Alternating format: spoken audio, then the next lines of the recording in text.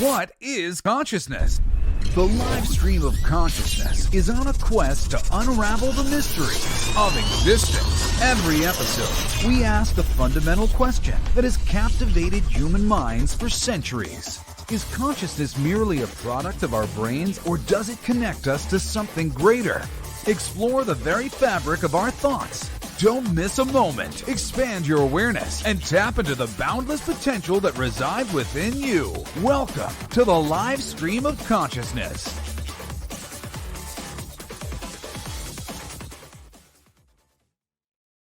Yes, yes, yes. Welcome to the live stream of consciousness. I love how excited Jesse gets, even though he's not here. What is consciousness? Right, and I can't even believe that it's been 2 years now, I think, and we still haven't figured it out. No, that's not true. We have definitely figured it out. We've added to the collective consciousness the definition of consciousness. We've really expanded on it. I think we've seen it from so many perspectives, which is cool, and I think that's part of the idea of what consciousness even is, right? So it's great that we're getting to share perspectives and with each other and talk about it. I love to connect people and consciousnesses and everybody here. This is my favorite place. It's Thursday, September 7th. Can you freaking believe it? The summer is starting to appear in the rearview mirror, and it's I hate to say this, but have to, because this is what I feel like. It's every year. It's like Christmas is coming, right? I even saw some posts on Facebook that they have Christmas trees in like Home Depot or whatever it might be in the mainstream. Let's call it the mainstream, because I don't really shop at Home Depot and I don't really buy Christmas trees every year and all of that stuff. But anyway, it is the live stream of consciousness. I am rambling as usual. Ninja Kitty says there's a hurricane named after me. I didn't realize what the hurricanes. There was a hurricane named Ninja Kitty. I didn't see that one. But anyway, it's good to see everybody. I'm excited. It's been 2 years of this amazing quest of what is consciousness. We've had some really cool conversations. And tonight's guest is actually a return guest. It's Hurricane Lee. I see. It's a return guest because on Facebook we're friends, and I was making some comments, she was making some comments, and we were just like, yeah, man, righteous. That's righteous, because we believe in the same things, and that's always nice. And I started talking. I was like, how do we know each other again? And she's like, oh, I was on your show. So I invited her back. And she's doing some new things, and I'm excited for tonight's conversation. I mentioned it might get a little bit spicy because we're going to talk about love and relationships, which is not something that we talk about normally here. Although we do talk about love and relationships in a different way than I think we're going to talk about it tonight. But welcome to the live stream of consciousness, Cassandra VITALE. How you doing, Cassandra? Hi, I'm great. I'm so well. Thank you so much for having me. You are welcome. And it's funny because I don't make a big deal out of it, but I'm very aware of, like, my name Michael, right? People say, hey, what do you like, Mike or Michael? And when people ask me, I say I prefer Michael. When they don't ask me, I just, they call me Mike, which is fine also, right? But I notice it, right? And with all of my guests, I don't always know how to pronounce their name. So I'm like, okay, I think it's Cassandra because that's how I'm pronouncing my name. And then maybe it's Cassandra. And then I'm thinking, I think that's like a Long Island pronunciation of Cassandra. So how do you pronounce your name? Cassandra? I say Cassandra.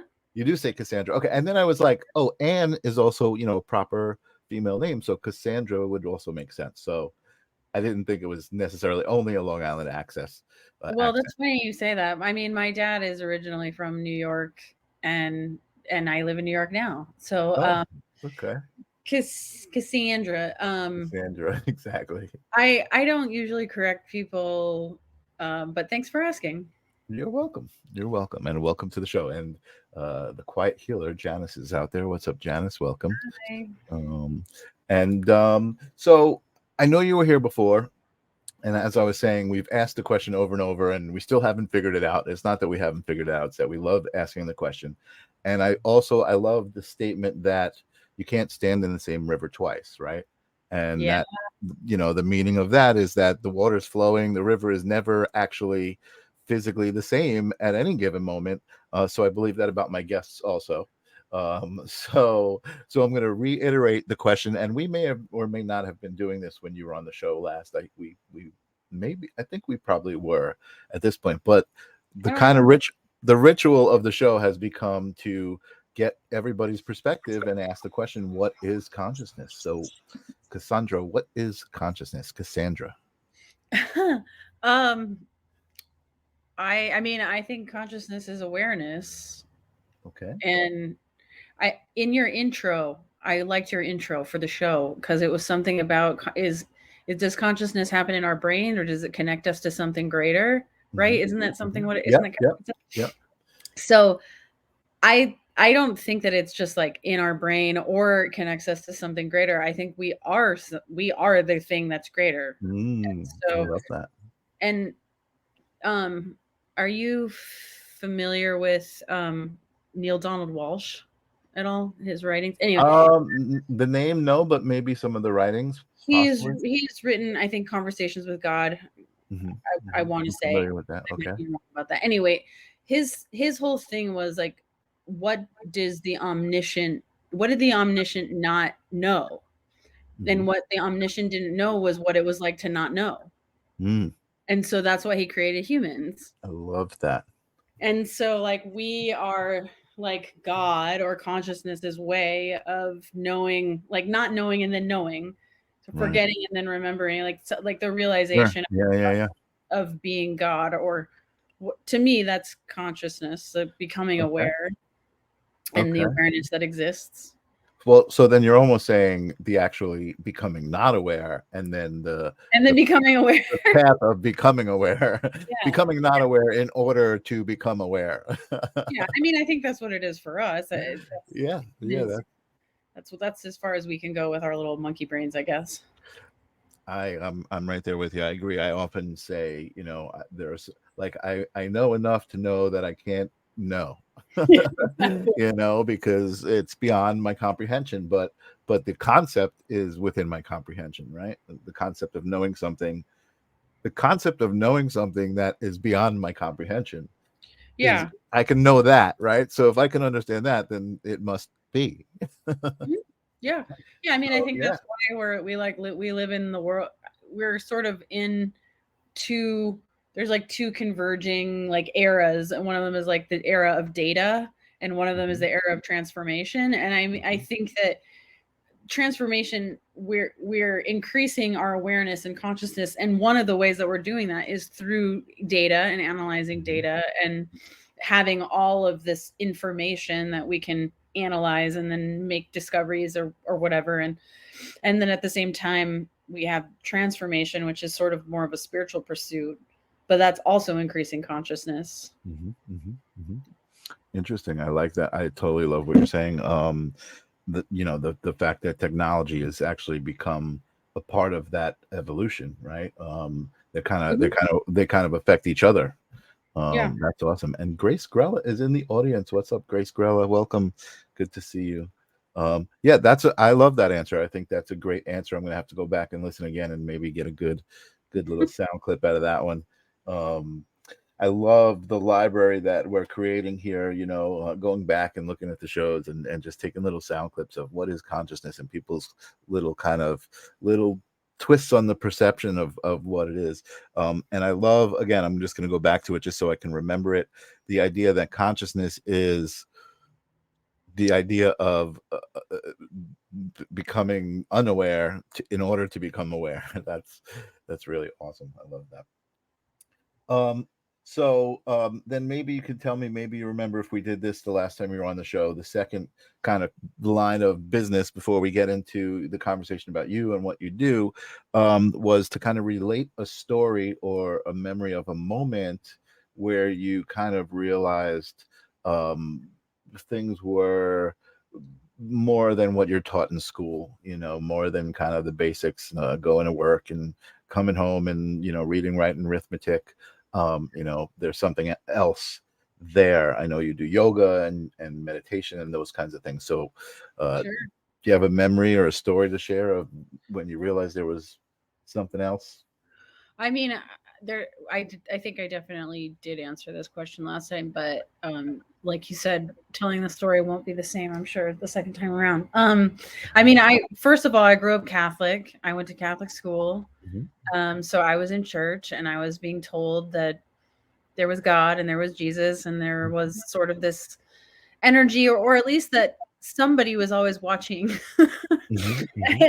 And we had to behave a certain kind of way, and we're praying, and we're asking God to forgive us, or asking him to give us abundance or whatever, right? Heal us. And we had to spend a lot of time worshiping. And school, church, it didn't really make a lot of sense to me. So I was always kind of having my wheels turning, where I was like, this doesn't all the way make sense.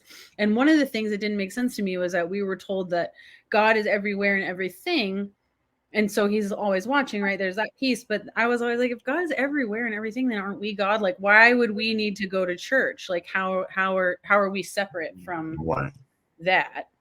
Right. And this was just my little, like, I don't know, 8-year-old brain trying to figure it out.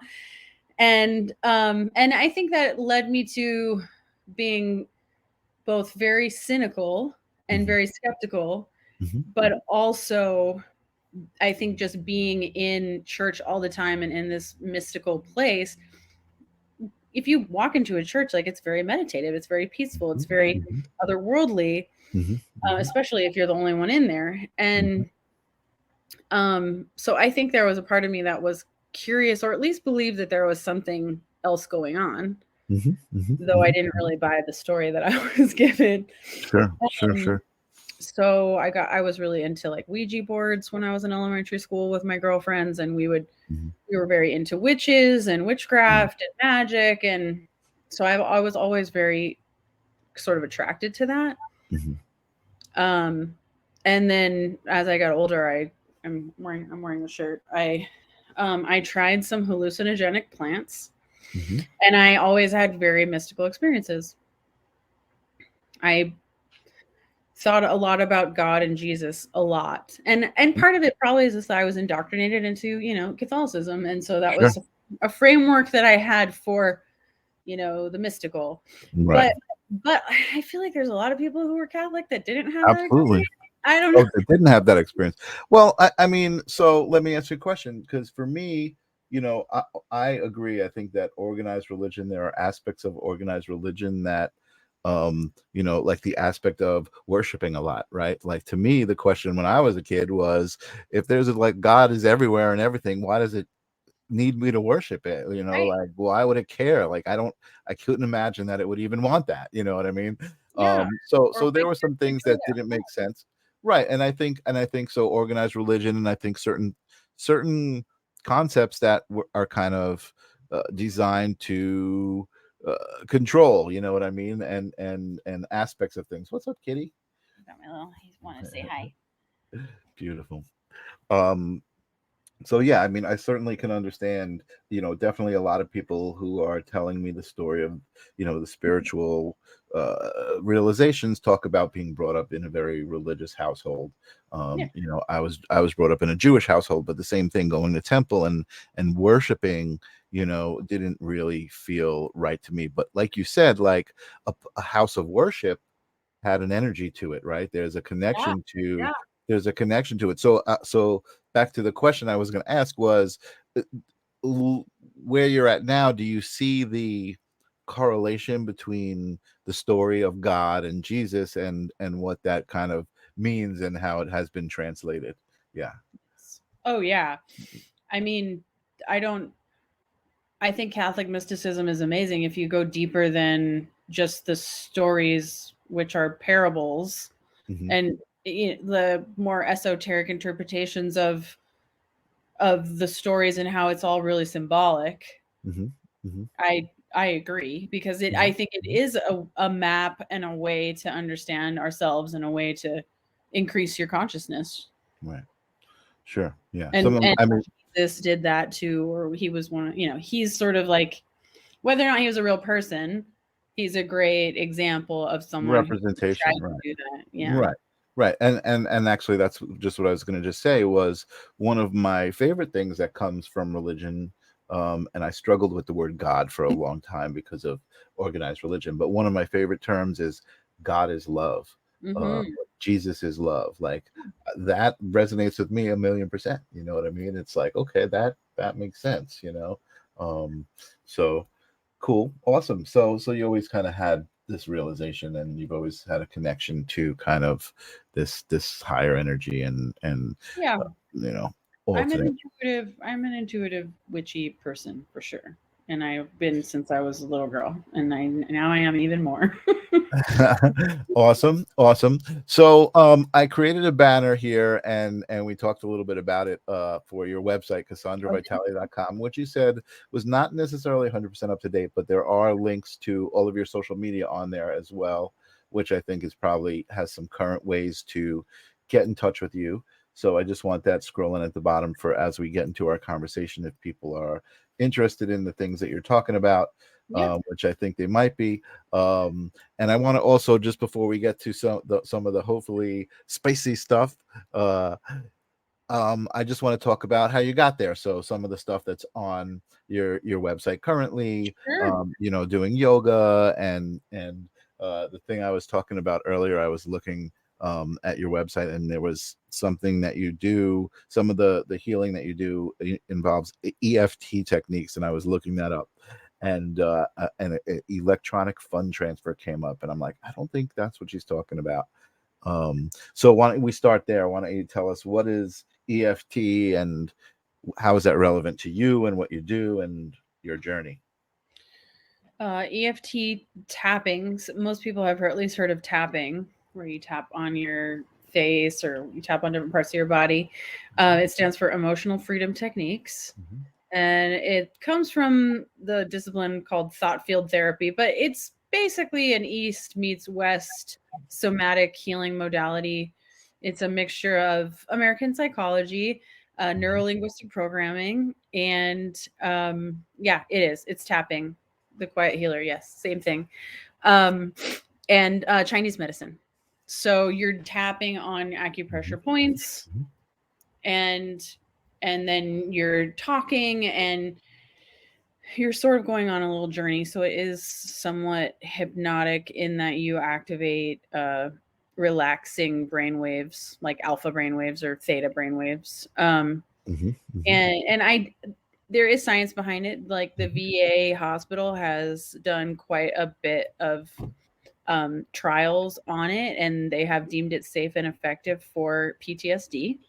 Oh, wow. So thankfully there's some science behind it, even though it does feel kind of like a wooey magical thing. It does link your hemispheres in your brain and rewire your brain to help you change your peptide pathways, your peptide addictions. So essentially what it aims to do really is get you away from being addicted to upsetting thoughts and unpleasant emotions, and have you basically get addicted to happy thoughts that work for your life and pleasant emotions, ideally. Interesting. So I'm going to endorse the whole idea. I know you said it sounds a little weird, and it does even sound weird to me, especially before I actually experienced it. It was sounding very weird. And even if you watch it, it kind of seems a little weird. But is it related to, I think where I experienced it was through, I was doing like some Qigong stuff for a while. Just kind of some energy. It's an energy technique, right? I mean, it's so it was probably through one of those videos, but there were some tapping exercises where you would tap on different areas, and they were guiding you through it. And like you said, there was kind of some, I guess, some intentional direction that they were giving you, right, to direct how you were affecting your energy. But there was also, like, I guess they were talking about the actual physical stimulation part of it, which you could feel, and there definitely was something to it. I will say that, like, it felt like I was doing something energetic. Yeah. Moving energy around or tapping into it somehow. Emotions are energy in motion. Emotions occur in the body. And many of us have just been taught to start to either repress, suppress, or intellectualize our emotions. And none of that allows us to process the chemical reaction. So when we have an unpleasant thought that creates, let's say, anger, that is a chemical that actually a hormone, right? That gets moved through your system. It's a chemical thing that's occurring, and it has to complete itself. The reaction that the chemical going through your system has to complete itself. And if it doesn't complete itself, then the residues stay in your system, in your bloodstream, basically in your body. And our bodies are so smart that they know what to do with stuff that's not really supposed to be there. So they'll take that residue and they'll put it in your liver or your spleen, or they store it in your organs.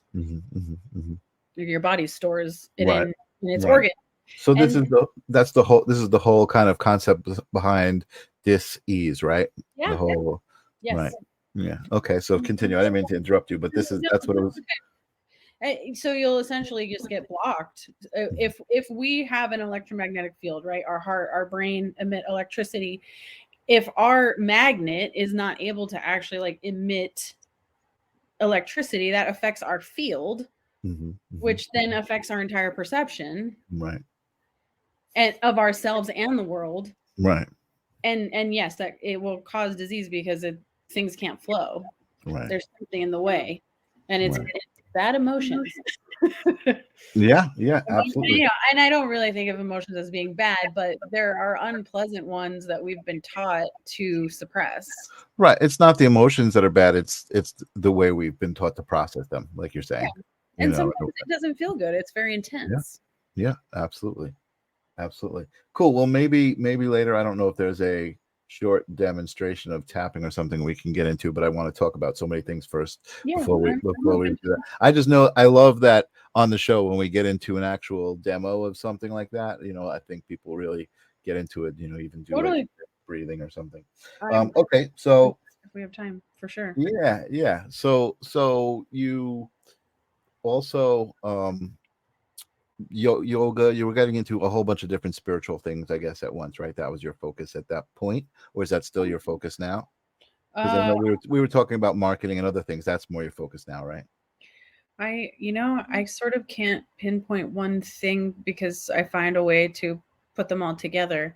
I was a yoga instructor and trainer for 15 years, and I owned a yoga studio in Southern California for 5 years. Okay. I decided to close it during COVID. And that freed me from having a brick and mortar business. And I basically took all those skills and started a marketing firm with my boyfriend.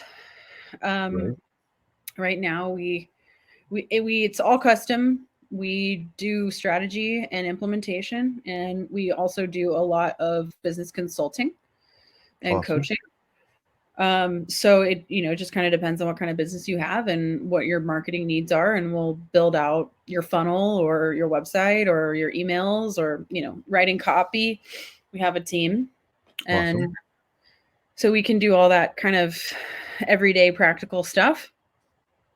Excellent. And we're both artists, creatives, so it's fun to get into people's businesses, and we generally only work with businesses that are doing something good in the world. Okay. So good. I like to think of it as a way to leverage impact, where if I'm helping somebody who's doing something good in the world, then it's like a ripple effect. Yeah, right? I love that. Yep, totally. So that's the business side of things, and I do spend time talking about marketing, and then I also still do relationship and sex coaching for women. Occasionally I help them with their businesses depending on what their needs are, or if they're right.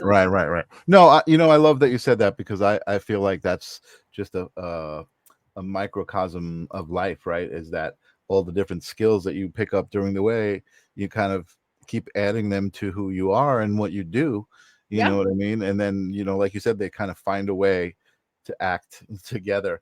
I think that even though it's not necessarily current, I do want to just bring this up because the way you were just talking about marketing, right? So this is your website. It's not woo woo. It's the true you. That's like, I love that. I mean, the live stream of consciousness is a play on words, right? And I love play on words, and that's just like, that's also a great marketing technique, right? To kind of play on words like that. Oh yeah, totally. My boyfriend made that tagline for my website. He came up with it after talking to me about my business. So. Right. It's not woo woo. It's the true you, right? Yeah, that's what healing is, or spirituality is, or whatever. I think sometimes we want to say like that's outside of me, versus like, no, it's actually inside of us. Right. That's right. Totally. I love that. Awesome. That's very cool. So I have Robert from another podcast who we've been talking with, the Q for You podcast. He says, so you won't be willing to help me with my evil corporation startup? I mean, for the right price, Robert, you hit me up. I'm still Slytherin house. I defense against the dark arts most of the time, but I mean, you know, I like money, so let's talk. Everybody has their price. Oh, I just in general, though, we're trying to do good in the world and make the world a place where we actually want to live. So that's funny. So I'm give me a second. I'm taking a picture of the screen here because I just got a text from Jesse. I want to show him that I'm talking to you on the show. Oh, cool. That's so funny. Yeah, so I'm basically telling him you said hello by sending him a shot of you on the show. Oh, that's awesome. Very cool. Cool. Okay, so let's talk about this now, this turn where you're at, and why I said the conversation might get a little spicy. How did you, first of all, decide that this connects to relationships and love, and then we'll talk about specifically how you want to empower women, I guess. Well, I studied anthropology in college and grad school, and cultural anthropology. So people in general, I've always found extremely fascinating, and culture. And one thing, for whatever reason, that in my studies of spirituality and psychology and emotions, relationships has always come up. People were telling me about what was going on in their relationships. And I would say I was one of the few friends of some of my girlfriends who, instead of saying like, oh yeah, he's a total jerk, dump him, or you're totally right, he's awful, I would ask them more questions, like about how they were behaving in the relationship. I remember that, right? From you know, or what do you actually want to happen? Do you want to just complain about him forever, or whatever? And I started to see that I sort of have a special talent to see what's going on underneath the surface and read between the lines. Mm-hmm. And it's not just romantic relationships. Everything is a relationship. Our relationship with ourselves, right? Yep. Our relationship with our business, our relationship with our parents, our relationship with coworkers, friends, whoever. Yep. So, and also I've done a lot of sales training and studied sales. And in order to be good at sales, you have to be able to talk to people. Right. And that's a relationship too. Like, totally. Sales used to be so, you know, when something feels salesy, it feels like they're trying to pull one over on you. And maybe it's because their product isn't actually that great. Right. But if you have a really good product, then there's no reason why you can't just be buds with the person and try to help them out. And then if it makes sense, they'll buy it. Right. But you have to actually be buds with them. Right. It's interesting what you're saying. So I just want to kind of reflect this back to you. The idea that, you know, relationships, how important they are and what they mean. And really, I like the idea that you're almost like, you know, you would be talking to your girlfriends and you were almost ready to be like, well, wait a second. A relationship is two parties accountable for, you know, whatever the situation is. Right. Yeah. You know, I really love that. Now, oh my God, my train of thought my thought just flew out of my head what I was getting at specifically. So I'm gonna go back to the idea that, you know, your response to people complaining about their relationship was like, wait a second, you need to look at what you're contributing to this. It was the whole idea of energy exchange. So I call Oh, that energy exchange, right? yeah. I mean, a relationship is an energy exchange, and Yes, that's any relationship you have. I even at one point I was like, I have an energy exchange with the chair when I sit down on the chair. You know, totally. it's like it's not just animate objects, it's inanimate objects, it's Yeah, everything around you.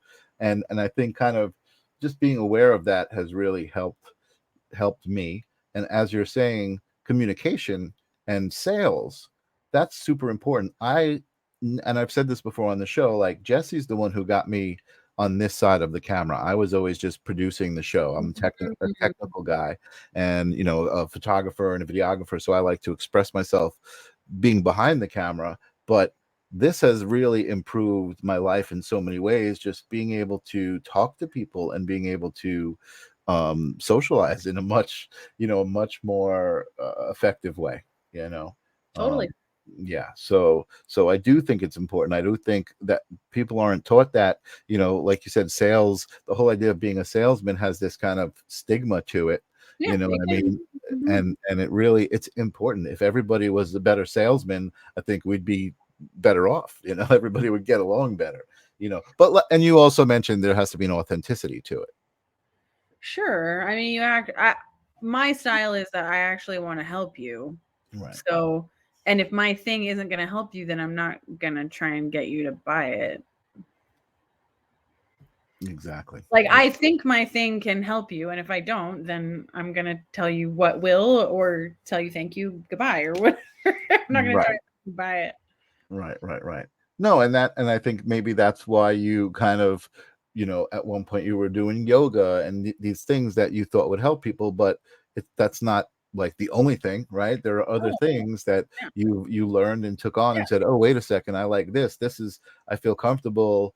You know, like you said, your girlfriends were coming to you and saying things, and you just intuitively were like, wait a second, and just because you responded the way you did and you are who you are, you helped Yeah. them, and you Yeah. I started mean, saying, oh, wait a second, maybe I can start charging these girls for this. yeah.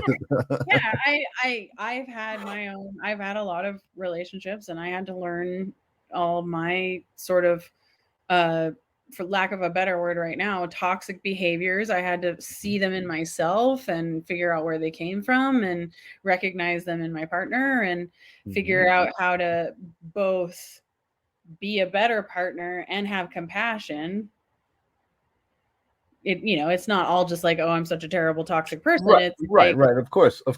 Yeah, gentleness yeah. and compassion Well, for. accountability goes both ways. You want to also be treated the right way. You know what I mean? You don't want to just, yeah, absolutely. So, all right. So I'm always usually talking and listening and not trying to think of the next thing, but my head is actually, I'm thinking of all these questions, and one of them is um kind of the differences between men and women. So Mhm. so you talk about like these specific toxic traits that people maybe don't realize that they're contributing into their relationship. Sure. These very similar for men and women? Are they very different for men and women?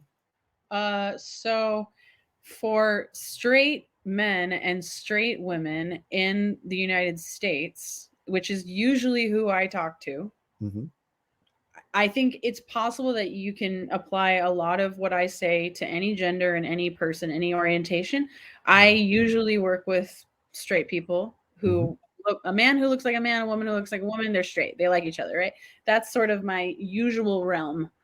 Hmm. Although I'm open to working with whoever. That's just how I am. So Sure, I try not to sure, sure, speak on sure, things that I don't have a ton of experience on, right? So sure.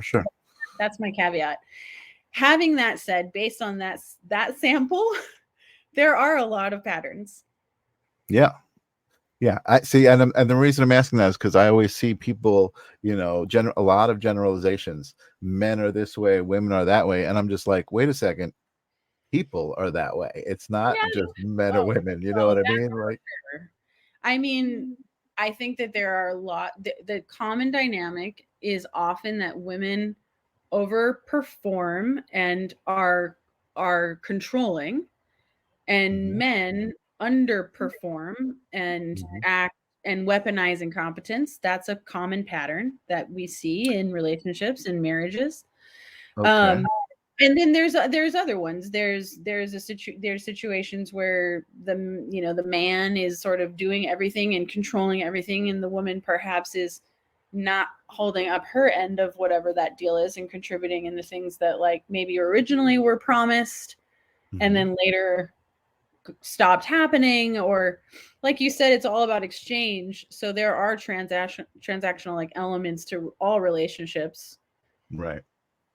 We don't want to devolve them to being only transactional, although sometimes that's right. But I mean, again, it's not just a transaction. It's intention, it's accountability. You know, I mean, there's all these different aspects to how we treat each other. You know, what I mean? Yeah. Desire. I actually want to do these transactions with you and not with someone else. Right, absolutely. And so you were kind of getting to what my thought was, that there are kind of probably specific traits that, you know, just more heavy in men and more heavy in women, although that it's not a hard and fast rule. You know what I mean? There's certainly, you know, what's the word? There's always outliers and there's always exceptions, and you know, I mean, if you look at it from polarity, like masculine, feminine, we all have both of those energies inside of us. And women tend to have maybe a little more on the feminine energy and a little less on the masculine energy, where men tend to, and this is the population that I know best, tend to be more masculine and tend to be a little less feminine. And if a person whose natural proclivity is toward being more masculine and something's not right and they're not acting that way, that could show that they don't feel good and they're depressed or something. Or a woman who would rather be more feminine but who's in fight or flight all the time would be exhibiting like a more masculine trait and be more controlling, and you know, or a man who's lost connection to his purpose and his masculine power, perhaps be more feminine. So do you think that there's, and I definitely don't want to get into any sort of controversial territory, although, you know, I mean, for some people, even me saying masculine and feminine is controversial, but yeah, no, that's true. But I guess my question was going to be, do you feel like there's some sort of purpose towards a more masculine role and a more feminine role, and how they would work together? I mean, I do. I mean, like I said, I come from anthropology. So if we're looking at even evolutionarily speaking, there were roles that people had and they fulfilled a purpose. Sure. I mean, you know, listen, there are species that, you know, it's not a male or female that can get pregnant, right? I mean, it's like both, right? Or it's asexual. There's hermaphrodite animal species, right? Yeah. So I mean, you know, specifically for our species, there are definitely those roles. At least we know that, right? I mean, and I mean, I think in the modern world we have much less of a need to have a super polarized population where we don't. I mean, I'm sure the evil corporations would love to send more people to war or whatever, but in general, we don't really need that. We don't live in that type of world anymore. We don't need that as much. Like women can go be in the army or can go be a car mechanic or whatever. Maybe we right. Yeah, and even though I'm saying I'm kind of saying, hey, I support the idea that there are masculine roles and feminine roles. I also certainly, you know, I don't see any problems with a feminine man or a feminine, you know, I mean, an effeminate man or a masculine woman. Sure. You know, I mean, you know, there's certainly, you know, I mean, there's no problems with that. No, of course. To me, it's all about choice. If that person wants to be doing that, then great. I support that. You know what? You said something earlier that also rang a bell in my head, and I wanted to ask you, and I skipped over it and I forgot it. I'm not gonna remember exactly where you said it, but Q for you is reminding me. You said about a masculine trait about weaponizing competence. Was it that you said weaponizing incompetence? So what does that mean exactly? I also didn't kind of understand what you meant by that.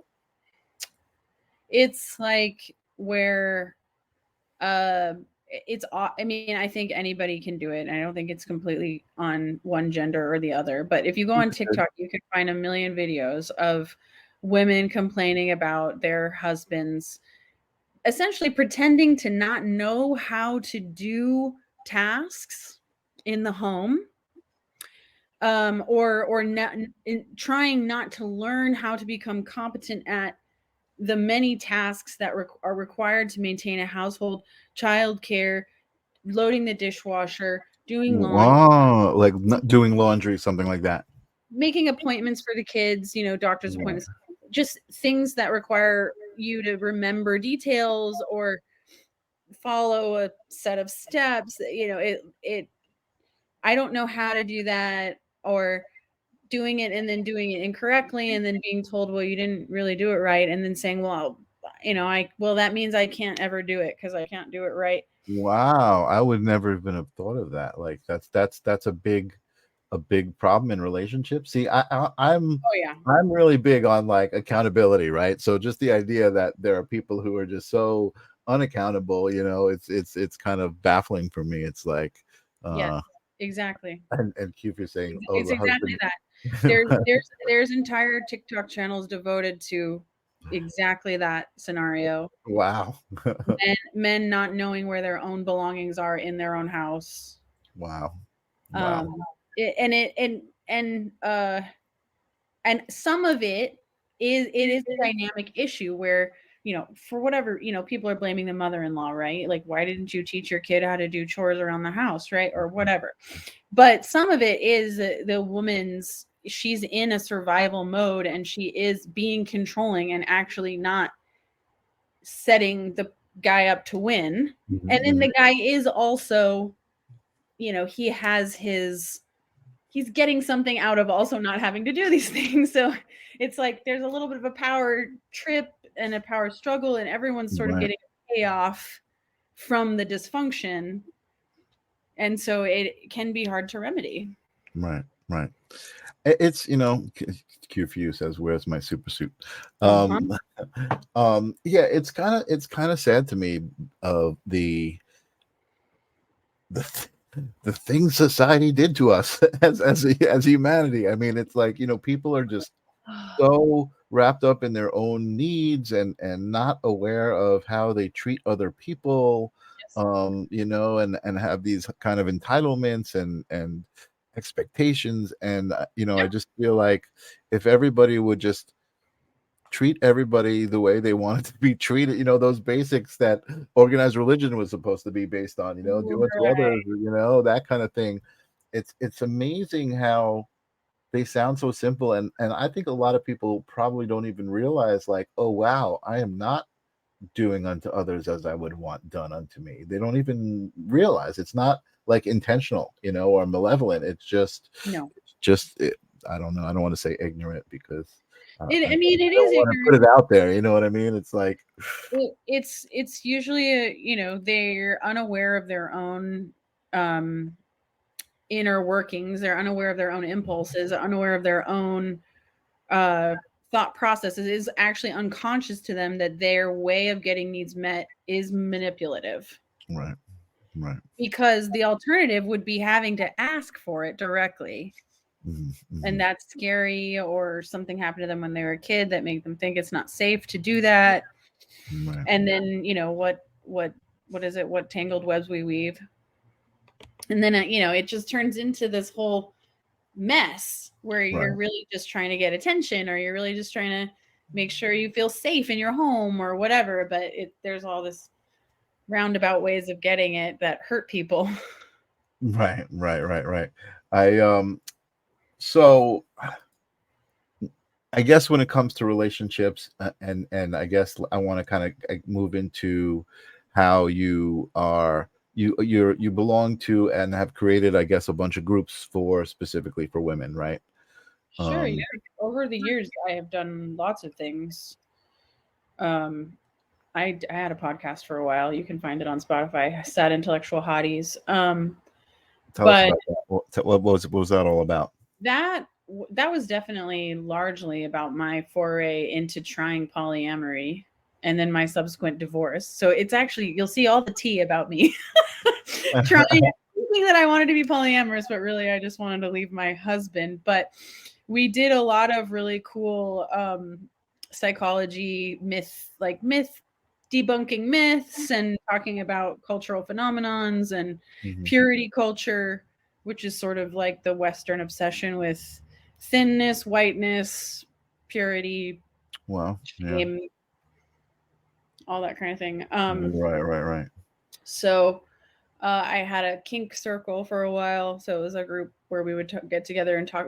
That sort of turned into relationship coaching mostly. I used to host red tent nights. So women would come together and we would do ceremony and we would talk about our periods and our cycle. I was going to say, I feel like out of the loop, and I guess I should be out of the loop on that. I don't know. I've never been invited to a red tent. I was going to say, you probably would not been invited. Yeah.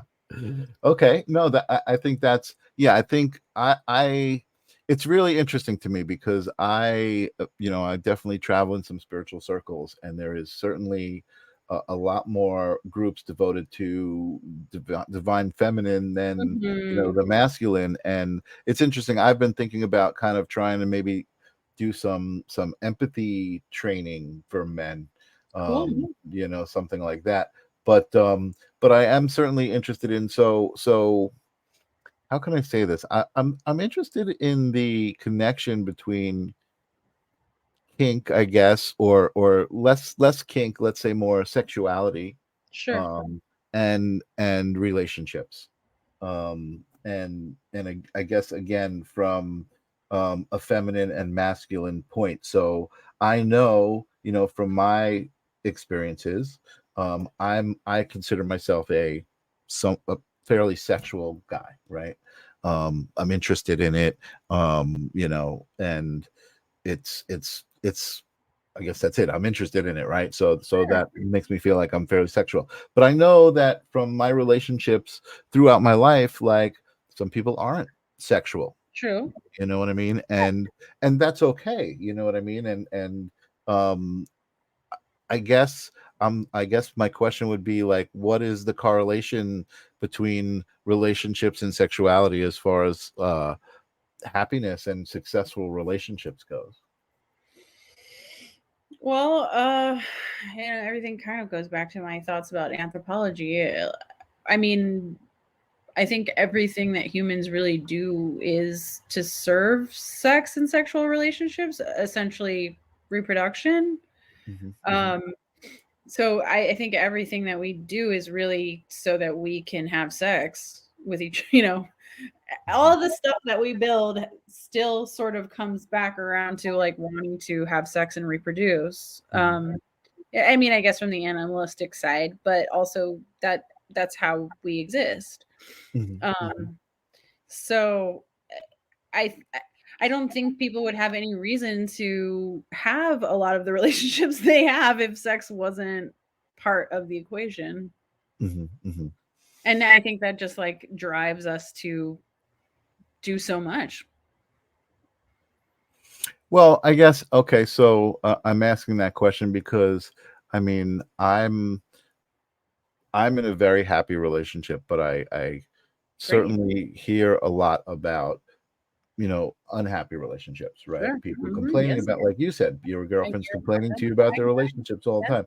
And if I probably had the patience to listen to it more, because again, my immediate response is kind of like, well, it takes two people to tango, you know what I mean? And if you're complaining, there's probably two sides to the story, you know what I mean? Totally. And so, which is why like I said, when I say I'm in a happy relationship, I'm glad that there's no thought of ever even putting energy into complaining, about any aspect of my relationship, Well, you guys probably work it out with each other, which is great. Yeah, absolutely. A million percent. Yeah.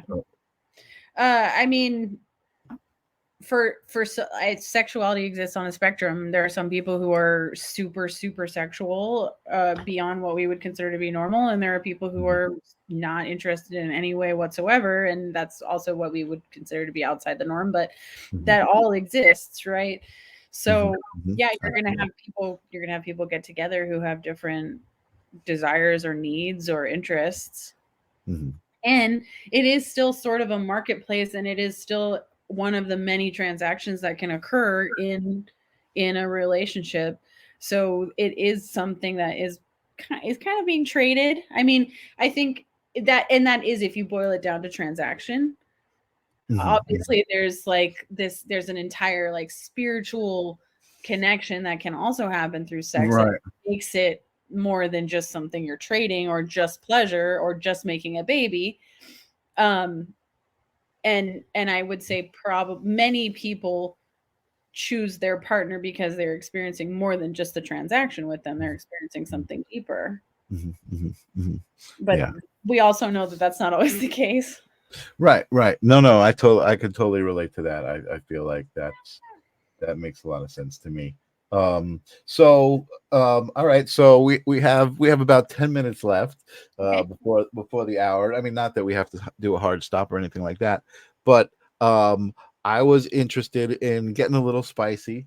So tell me exactly, you said something about you belong to a kink circle, or you started a kink circle. I was running one. I mean, years ago I was very curious about the kink world, both I think just because I like alternative culture and I like things that are taboo.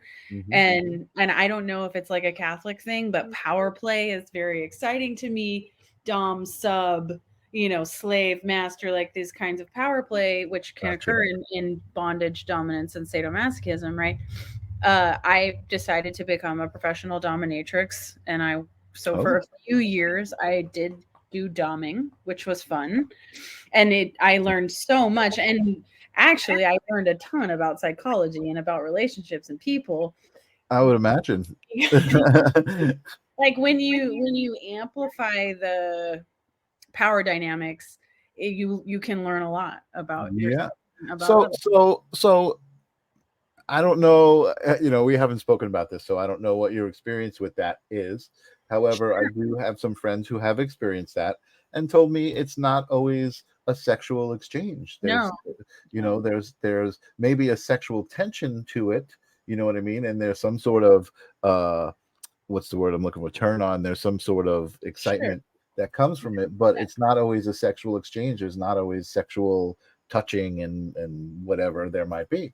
And I think a lot of people don't understand that. And I've never really, I haven't dived into that world, right? Maybe a spanking here and there or something like that. But I mean, there's a whole world to it. You know what I mean? I know people who are involved in that kind of stuff, and it's their world. It's like it's part of how they function with each other. Q for you saying, "Ooh, I don't know what's going on." And Grace Grell is out there hearing "Crack That Whip." Yes, Evo.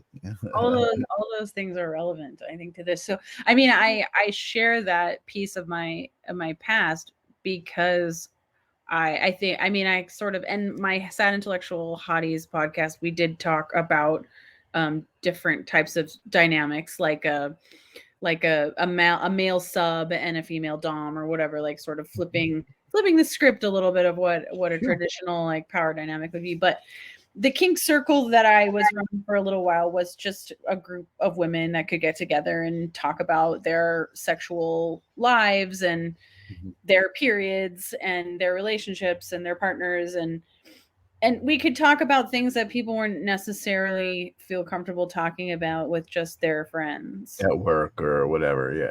Definitely not at work. yeah, of course. No, that makes sense. You want to find some people and create a little safe haven. You know what I mean?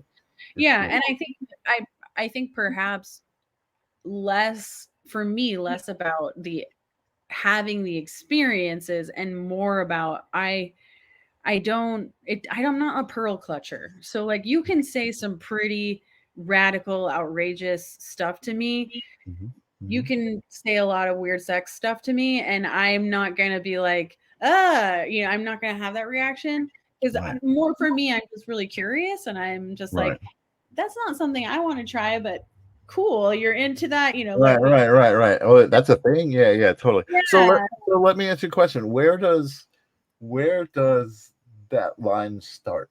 Where does kink begin? Like, what's I the mean, most simplest thing that's considered kinky? really anything that's not just penis and vagina, anything that's not genitals is a fetish, basically. So Oral sex. well, that's still penis and vagina kind of stuff. Okay. Right. So mouth, I think mouth can probably be considered. Include that. Okay. But it's like feet. Gotcha. Okay. Other body parts. Right. Not the traditional things that are used in sex. Not the sex. The genitals, and so genitals for the sex part and the mouth for the kissing and sure. Yeah. And the genital. Kind of more like affection, mouth, maybe. I don't know. There's probably some fetishes having to do with mouths that I can't think of right now, but I'm sure they exist. But yeah, like feet. Sure. So even like spanking, biting, hair pulling, choking, and all that, I would say more what they consider to be vanilla people. Many have tried those things. And then from there, power play, dom, sub, what do you call it? Bondage. Right. Ropes, tape, handcuffs might be something that people who aren't necessarily in the kink world. Foot fetish is one. Foot fetish, exactly. Right. Yes. And I mean, listen, and as you probably, I've explored a little bit to see what's out there, right? And I mean, not like myself physically explored, but like research and Google and stuff. And there's, I mean, I know all about littles, right? So there's people who relate as little kids, right? And they want to pretend that they're the kid and their partner is the mommy or the daddy, or role playing. I mean, that can be that's something that I talked about on my podcast, but that is something that can be incredibly therapeutic for people. If you had an upsetting or abusive upbringing or a neglectful parent, and now you are able to have this reparative adult consenting role-playing relationship that it can soothe things inside of you that were never soothed. Right. So it's interestingly enough that we're having this conversation, because I was doing a podcast for a little while, and it started here with one of the viewers of the live stream, this girl Courtney. We started a podcast called The Strange and Wonderful, and we were interviewing people who had different kinds of relationships like that. Like she personally has a relationship with a doll, right? So she has a girlfriend that's a doll, and she has a human boyfriend. I love that. Or she did at the time. And what was cool about it is that when she told me about her idea for a show and about her relationship with her doll, I wasn't like, ooh, that's weird. Or I wasn't like, well, do you make out with, like, I didn't really care about that. I was just more into the psychology of it. I was like, that's really interesting. Tell me, how does that even work? What's what is it all about? And so we've had conversations, and she just last night had, I guess she was at an event, and she met a family unit, which was a father and a mother and a little, who were like, they were all kind of spending time together and playing their little game. Right. And the little was like actually a lot younger than them. She was like a 25-year-old, and they were probably in their 40s or 50s. But the reason I'm bringing it up is because of what you said. Both both women in that relationship, because I guess the mother said she's also a little occasionally also. Sure, yeah. Said that they recognized that it came from trauma that they had experienced. Totally. And that it was, like you said, it was almost like a way to soothe it, because it was like, here it is. I'm not being subject to it. I'm actually controlling it and wanting it. And that's really interesting. I find that really interesting. The consensual agreement around the roles that you're going to play and the boundaries that whatever game you're playing, this is as far as I'm willing to go. This is what I'm okay with. This is what it creates a lot of empowerment because of all that negotiation and agreement. And obviously there are people who abuse the privileges. Right. And in general, the community is really good about kicking them out of the community. but in general, yeah, everyone's consenting to the whole process, and so it's safe. Right. Totally. And I think that's important. And it's oddly enough, it's to me, it resonates as there's a spiritual thing there. It's like it's just a connection. And I think so. Before we start wrapping up, I do want to also talk about just kind of pick your brain about the idea of tantric sexuality, because I think I don't know. I guess I feel like I think not a lot of people even know what that is. So why don't I Tantra have you define it? Sure. I mean, Tantra is the Eastern philosophy that comes from Buddhism. And it's about, I think of it as it's about all paths lead to center. So your physical senses is one pathway to God. So in Tantra, everything is about like the love affair that occurs in the universe, and that sex is literally everywhere. When you inhale, they say, like in Tantra, they say, when you're inhaling, that's actually God exhaling. And when you exhale, that's God inhaling. So God loves us so much that he wants to breathe our breath. Like, so everything is always like this very sensual experience, the physical world. And pleasure is one way that we can meet God. Trent Reznor. Yeah, right? Exactly. Oh, exactly. Like literally that. So, tantric sex is really about being extremely present in the pleasure, the physical sensation and pleasure that can occur, with anything. You're licking something, smelling something, touching it with any part of your body. It's all about your senses. Right. So, and I don't even know why I brought it up or why I'm thinking about it, but I'm just in my head, I'm kind of coming up with, so tantra, or I guess tantric sexuality. Tantra is like the philosophy, like the lineage, and then tantric sex is one the sexual expression of it. In Tantra, you can do it with breath, you can do it with food. Right. I gotcha. Okay. I gotcha. Right. So I think the opposite is a more carnal version of sex, right? Where it's the more physical, aspect of it, but Tantra is almost like the more intellectual aspect of it. Or it's that you can take it, you can like the philosophy of the fact that you can get completely lost in the physical element of it, and it's still a totally spiritual experience. Like that pleasure and being present with pleasure is spiritual. There's no separation. Right. Awesome. Well, you just validated a lot of thoughts in my head, so I Great. appreciate it. I'm happy to do that. Yeah. No, well, I mean, I think it's important. I think that sexuality is just one aspect that society has separated people from their own sexuality. Right. Well, kind of put these the way society puts sexuality out there in the media, it's just a totally different than reality. I feel like so. Yeah, creative power, sexual power and creative power are the same. Yeah. Grace Grell says, transform the mundane into the divine. That would be very tantric to do. Yes, that's exactly right. I love that. Awesome. Well, I feel like I don't want to I don't want to get too crazy spicy. I wanted to get a little spicy. I feel like we did. Yeah, give a little taste. A little taste. But that's great. I really enjoyed talking to you. Thank you so much for likewise to come back. And again, I know we see each other out there in Facebook land, and we're always like cheering each other on. So yeah, likewise.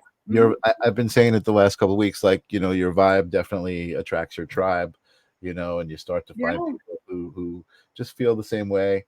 So thank you for being here. Do you have any words of wisdom, whether they be relationship wise or just wisdom wise for my audience? If you don't ask, the answer is always no. I love that one. That's a great one. It's awesome. Not a dumb one. but I feel like that's pertinent to the conversation. Awesome. Thank you, Grace. Grace is out there saying great show. Thanks, Grace. I think she you. enjoyed your visit. Awesome. I'm gonna pop you in the back room. I'm gonna do my exhale, and we will see you again here soon on the live stream of consciousness, I'm sure. Thanks for being here. Thank you. And Ninja Kitty saying thank you, Cassandra. Thank you. Sandra.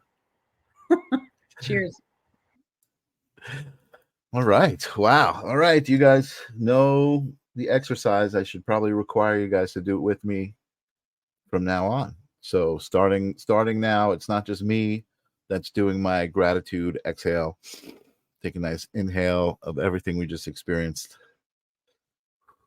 and release it and feel good about everything that just happened. We just had an amazing hour of intentional conversation about consciousness and love and relationships. I've got 2 weeks lined up. I've been thinking about maybe taking a break after these 2 weeks, but I want to tell you the next 2 weeks I have Danielle Lipton lined up, who just put out a book called My Ascension Guide, and she is a channel. She is a channel for the star people and for the Arcturians. So she's very connected cosmically. She's going to be my guest next week. We're going to talk about her book and everything she's doing. And then the next week, I have Larry Azavito.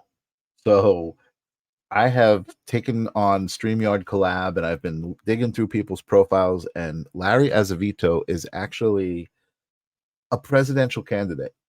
So somebody from California, I believe, who decided he wanted to run for president, which I love because I think we definitely need a change. We need somebody who is not like anything we've had before, new ideas. So I'm hoping that he's somebody who I'll like and actually make me want to go out and vote for somebody who I'll be excited about. And Rob is out there saying Larry's very interesting. He was on the Q for You podcast, I believe last week. Ninja Kitty, another amazing show. Thank you, Ninja Kitty. It's always amazing because you're here too. I just want you to know that if you weren't here, it wouldn't be as amazing. So thanks for being here. I will see you guys next week. I'll be back on Thursday. Peace.